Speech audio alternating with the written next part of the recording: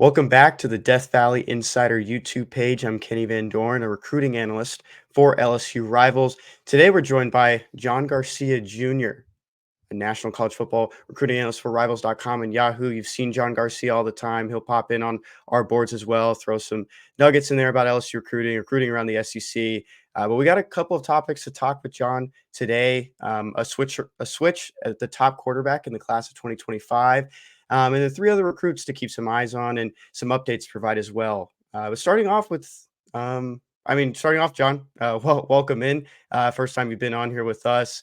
I want to start there, though, with Julian Lewis, the USC quarterback who was pledged for the class of 2026 this morning, reclassified the class of 2025. And when you first look at that, a guy is committed to USC. Why does that pertain to LSU? Well, it pushed Bryce Underwood to the second best quarterback in the class of 2025, moving him to the third best recruit overall. And that's where we're going to start. I mean, looking at that, what really went into that for Julian Lewis to remain number one, moving up a class?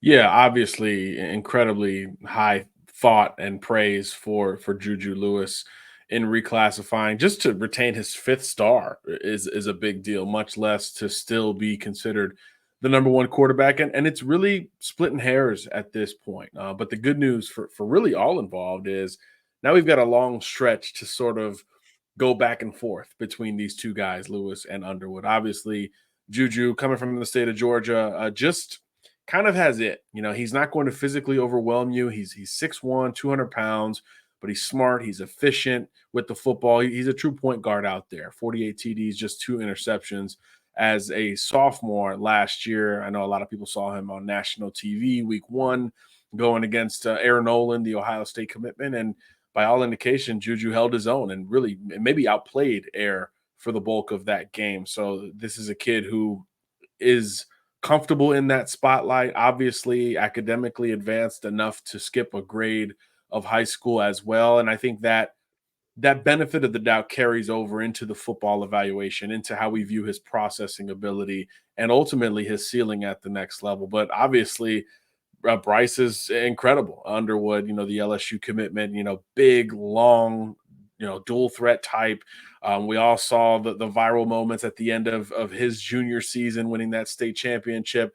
So there's a clutch factor there as well. So I just think this is just a battle of opposites. I think mechanically and coached them up wise, I think Juju's further ahead.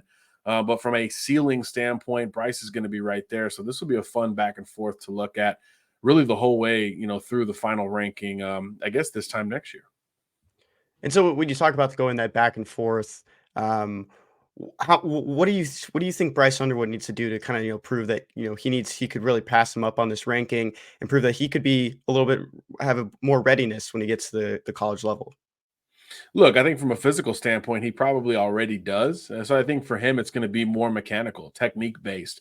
The footwork, the delivery, how quickly he can get through, thought to process to execution. Just the little things that really separate all great quarterbacks from other great quarterbacks in this case. I think athletically, he's always going to have that higher ceiling, than a Julian Lewis and even some of the other guys that are in that conversation. KJ Lacey, the Texas commitment, some of these others. But really for Bryce, it's going to be about that consistency, the arm angle, the mechanics, and how that works. Can he play more efficient football? Again, none of this is knocking Bryce. It's just at the same stage, we feel like Juju's just a small step ahead of him just from that mechanical standpoint. And look, he's got more to work with, right? He's got a smaller frame. He's got a more compact build. So he's already got a bit of an advantage in that small regard. But yeah, I think this is going to be really tight between both of these guys pretty much all the way through the cycle. And I'm excited to get fresh impressions on each of them this offseason.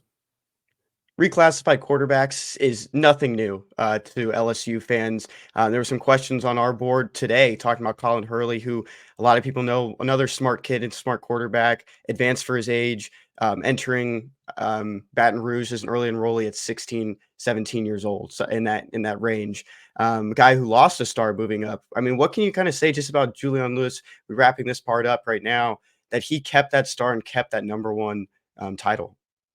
Yeah, I think it's the pedigree. We've seen it in just about every setting, whether it's, camps and combines, which, aren't as important, but he's throwing with guys older than him, and it looks similar. It looks easier in a lot of cases with Juju. And I think on the Friday night level, over the last 2 years at Carrollton High, we've seen high level quarterbacking, high level processing. Again, that efficiency, the decision making, taking care of the football, kind of all of the ball distributor traits that you look for in a modern spread offense, pass first type quarterback. He brings all of those to the table. But look, he's got work to do as well from a physical standpoint. I think he needs to fill out a little bit more and play maybe with a little bit more urgency. Maybe he's too calm. Maybe he's too even keel. So I think it really depends on how you evaluate the quarterback position.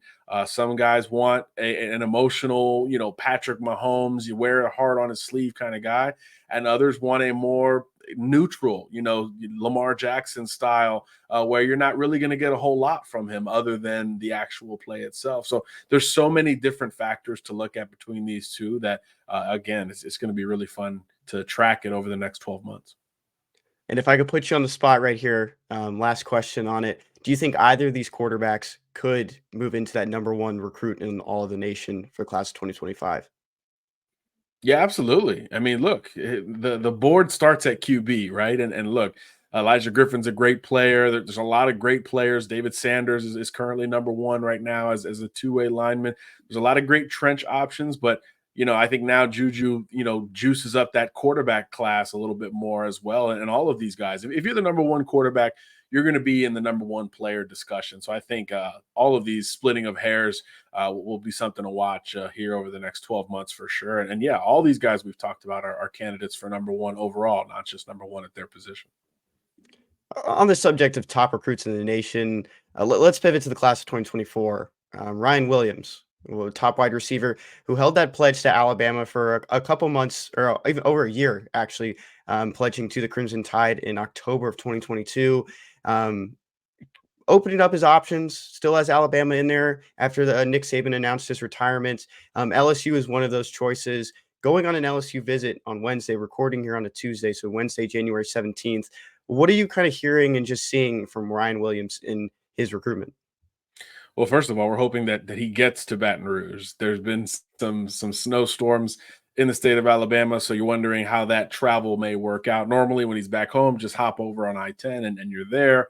Not that simple this time around. So I think just tracking whether he shows up on time or not will be part of the battle here. But look, LSU has long been in this. I think when we think about state of Alabama guys in retrospect, it's always okay, the Iron Bowl schools and then everybody else. But I think for Mobile prospects, LSU has always been able to make inroads, quite literally, with those in the 251. And Ryan has admitted it like throughout the process. Hey, I've been there a bunch. I want to keep going back there. I like the vibes at LSU. He's tight with Coach Hankton, the receivers coach there, and who has recruited him for as long as just about any coach has.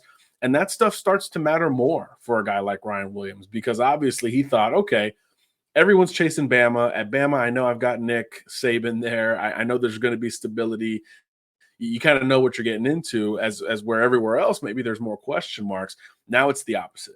He's taken a step back and he's saying all the right things about everybody having an opportunity to make a move here. And I think along with Texas A&M, LSU are the schools that probably have the most ground to make up. So high risk, high reward in bringing in a prospect of this caliber late in the game. But because of all the movement, that stability at LSU, that offensive success at LSU is going to stand out to him. And I think it's going to give the Tigers a legitimate shot in this thing. And Williams is another guy who's reclassified, moved up to the 2024 class. I mean, what has made him stand out so much that he could do that, moving up a year, especially at the wide receiver position? Yeah, we were doing our final rankings for the 24 class now, and we've had a lot of conversations about Ryan Williams moving up within those rankings. And for anybody watching, like, this is the year of the wide receiver, right? Class of 24 is loaded. The number one prospect is Jeremiah Smith, a wide receiver that hasn't happened in a very long time. So Ryan is in the thick of that discussion, despite being the only 16-year-old that we're evaluating against these other 18, in some cases 19-year-old recruits. So I think it tells you how special he is. The reigning Mr. Football in Alabama, the first sophomore to ever win that award in the state of Alabama's great football history. He just won Gatorade Player of the Year for the second year in a row. Took his team to a state title game once again. I mean, he's the guy who, when he broke out, he set all these productive records as a receiver and total touchdowns.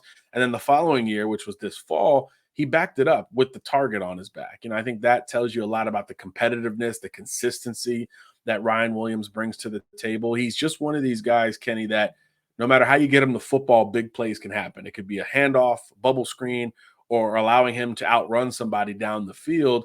He's going to, embarrass a defensive back or two before his day of work is done. And I thought when you reclassify, okay, yeah, now we're having these hard conversations about where to fit you in. But luckily for us and probably for Ryan, he reclassified, but was still named an Under Armour All-American. So we got to see him one-to-one against great DBs and alongside great wide receivers every single day. And you could argue that he was the best prospect, not just receiver, but best prospect over in Orlando, working out throughout the week. And obviously he was the youngest there. And we've already talked about how great this receiver class is. A lot of those guys, Terry Bussey, Cam Coleman, Mike Matthews, all 5 stars were all there. And Ryan not only held his own with them, but he might have edged all of them with his work. So just a special route runner, a special tracker of the football, and obviously dynamic when he does have the ball in his hands. And that's why everyone's trying to get this kid, before he signs on February 9th. I'm glad you brought up the All-America game there as well. A lot of guys to talk about from there, but 2 guys, especially on the LSU side. Another wide receiver, start right there. You mentioned Terry Bussey, 5-star athlete, played quarterback in high school, played on defense. I've seen some projections, though. He might be a defensive back. What did you see from him at wide receiver? And is that something that he could probably play at the next level? He can definitely play receiver at the next level.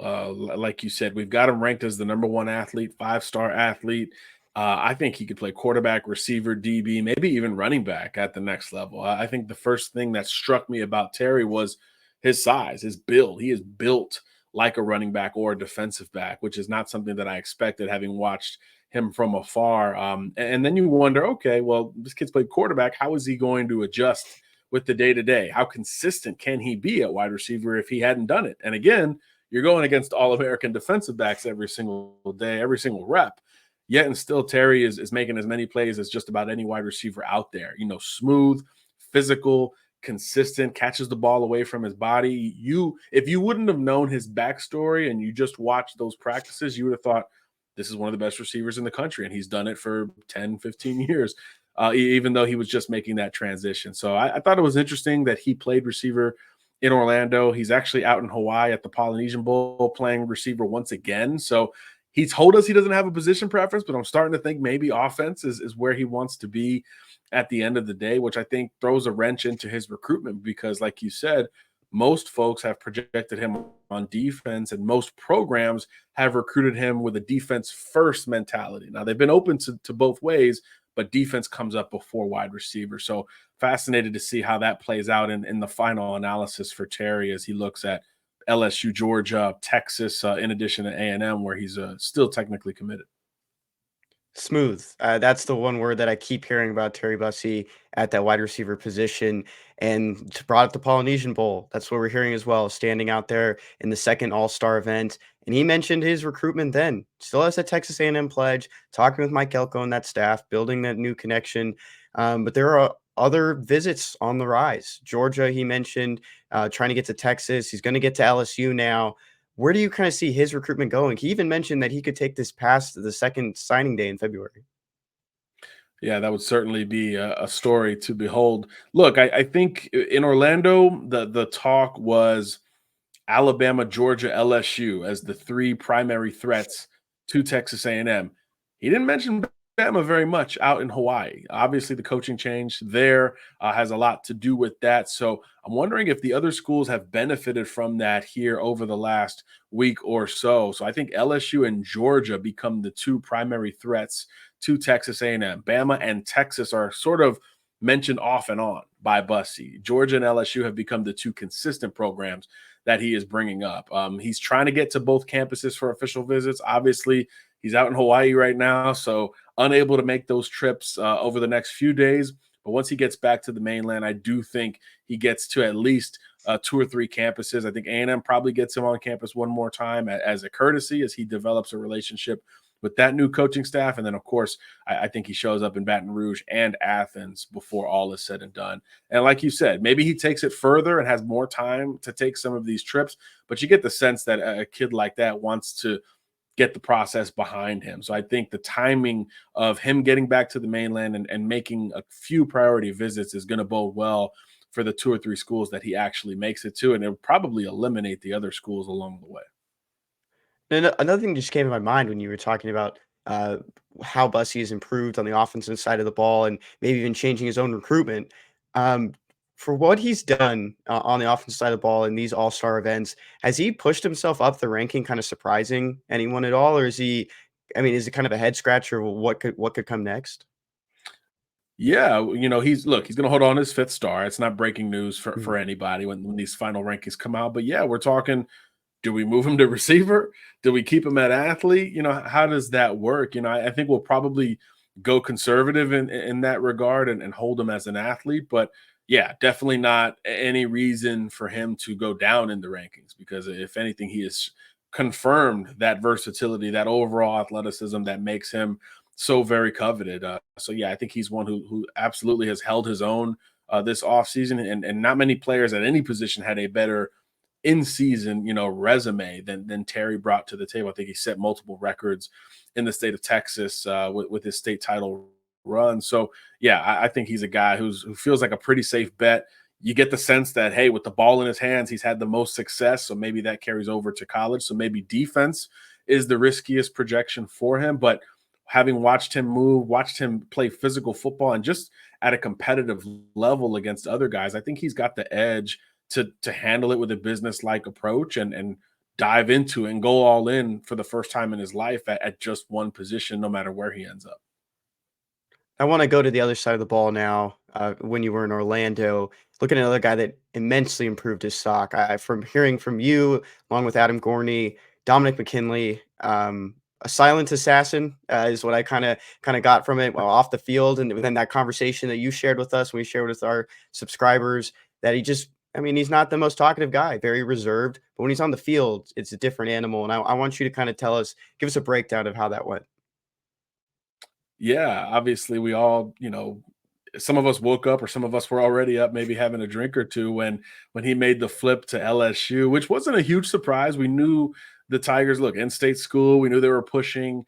We knew that was all very possible, but the timing of it, was a bit of a surprise on New Year's. So yeah, we go to get the interview and you know, not necessarily, bringing his own fireworks to that interview. So again, I think you could look at it 2 ways. Hey, the kid is focused, he's businesslike, or look, he's not going to gas himself up. He's a Louisiana kid. He told us staying home was important and always was going to play a role in his final decision. So he made the call, and that was it. Time to move on. But let me tell you, if it wasn't for his on-field ability, then the off-field stuff would really be the story because whenever he was lined up against anybody, whether it was the game, practices, anything, he stood out. I mean, from the first day, first of all, he's put together incredibly well. All of 6'5", under 300 pounds, carries it well. Not a lot of bad weight on his frame already. But yeah, when the whistle blew, this guy was wrecking shop. If you wanted to try to anchor down and prevent the bull rush, he knocked offensive linemen on their butts. If you tried to get out ahead of him and give him some space, he was still quick enough and long enough to outmaneuver these interior blockers. He just won as many reps as any lineman that was out there. But the caveat is that he did it in dominant fashion. No matter how you prepared for him, he countered with a dominant run. And I think that was what was so surprising. We knew he was big and strong and athletic, but the polish, the maturity that he played with was somewhat unexpected. And again, in this setting, maybe the linemen are the best evaluations we get in these all-star settings because it's close quarters combat. There's not a lot of room for error or finesse. So you get a pretty revealing evaluation. And I don't think any lineman had a better run that past week than McKinley. Absolutely a stock up guy. We were already high on him, but absolutely in contention for a 5th star. And it'd be a bit of an upset if that final ranking came out next week and there wasn't 5 stars next to his name, because he certainly played like a dominant force all week long. And look, he plays a premium position. He can get after the passer or collapse the pocket in the run game from that interior position. Yet he's got this frame that can still add more bulk, add more strength, add more weight. So he's got pretty much everything you're looking for in a premium interior pass rusher. You mentioned it. Next week, the new rankings come out, the final rankings for the class of 2024. Right now, Dominick McKinley is ranked 55th nationally, second in the state of Louisiana, and third at the defensive tackle position. We don't want you to tell us what it's going to be right now, but how excited should LSU fans be about this rating? They should be very excited. Look, it's one thing to have a great year against your locals, wherever you're from, but to go nationally and just again prove dominance. I mean, go to YouTube, type in Under Armour one-on-ones, and you'll see it. It's all tangible video evidence there. We're not just gassing kids up.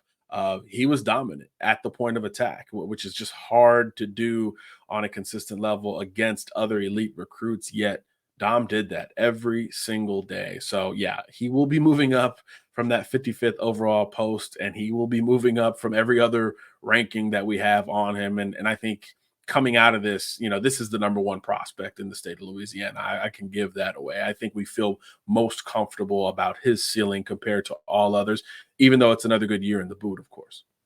And Traded Green, who is number one right now, we've read about him as well. Didn't choose to play in any All Star events, but surely was one of the best tight ends in the country. We'll throw that out there. One more thing about McKinley, he did come off an official visit this past weekend.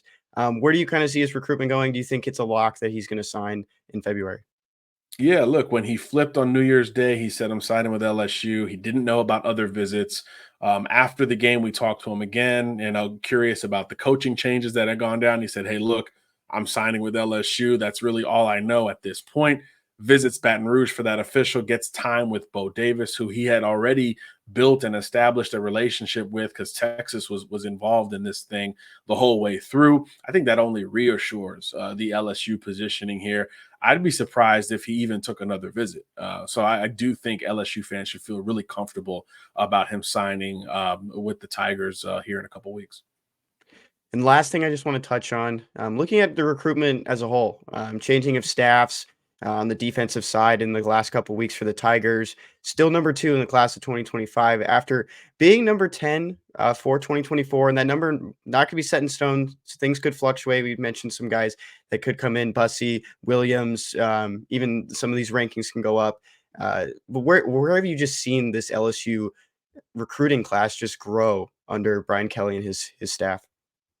I think that's where it is. It's stability. You look at the SEC and with Alabama's transition, Georgia's still the staple of the conference, but with what LSU has done on the field through their transitions, I think there's a feeling of stability, particularly with those offensive recruits. So I do think you're going to see LSU continue to recruit as such on that side of the ball, but traditionally the other side of the ball has always been a little bit easier for the Tigers to put great players together. So I think that will combine for a pretty steady force here going forward. We see that combination of high ceiling on one side of the ball, but we also see a lot of young guys getting the opportunity at LSU. So that caveat, along with LSU being the only Power 5 program in its state, I mean, all of the Power 4 now, I guess, all of that put together, I think is going to keep LSU right where we would expect them to be, top 10 every single cycle with a higher ceiling than that if the stars align. And I think that the stability there under Brian Kelly is only going to reinforce that going forward. And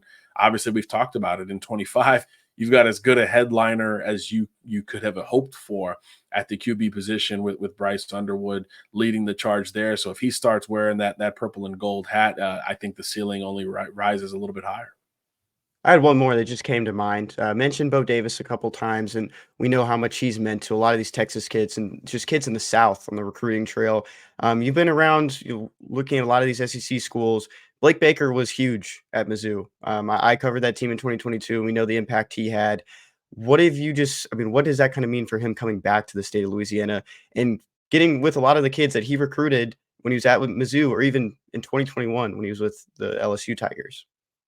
Yeah, I was gonna say it's one thing to be consistent for a short amount of time and kind of get towards your ceiling. It's another to have that combined with a floor, a foundation that you can come back to. And I think for both of these guys, Baker and Davis, there's a familiarity, there's a consistency there. You know, Bo Davis was at Alabama, you know, at the peak of the Saban run. So you talk about experience, Alabama, LSU, Texas. I mean, it doesn't get bigger than that, including the NFL. So I think all of those things factor very well for the staff here. Again, we talked about the urgency on that side of the football and the change that Brian Kelly has really spurred here in the last few weeks. Again, one thing to get familiar names, it's another to get star names and star recruiters along the way who have that type of track record at the school and or in the conference. And for both of these guys, they can check both of those boxes now. So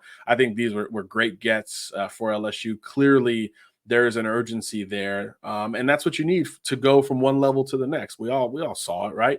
Everything is on the cusp at LSU. There's just a few pieces away on one side of the ball as things look to move forward. So I do think that all of these stars are aligning at the right time for the Tigers. And again, we should expect their recruiting ceiling to only increase with the latest news, especially on defense. And we're only the third week into the new year, and it's already feeling like a very exciting year for the Tigers in year three coming up for Brian Kelly and a lot of his staff members. Well, John, you answered all our questions. You got everything that we needed and more. Let everyone know where they can find you on social media platforms and your work on rivals.com. Yeah, rivals.com, real simple to get to there. And on social, it's just my name, John Garcia _JR on all platforms. We got a lot of news to cover. And this second signing day doesn't seem as boring as years past. It seems like there's a lot going on. So we'll definitely cover it. And LSU's got a chance to have as exciting a finish with that group as any program in the country. So definitely check it out, rivals.com. It's definitely going to be another busy week next week with the rankings coming out. So everyone give John a follow and look into his work with all the new updates coming. And we thank you guys again for joining us on the Death Valley Insider YouTube page. You can follow us at LSU Rivals on social media accounts. We'll see you next time.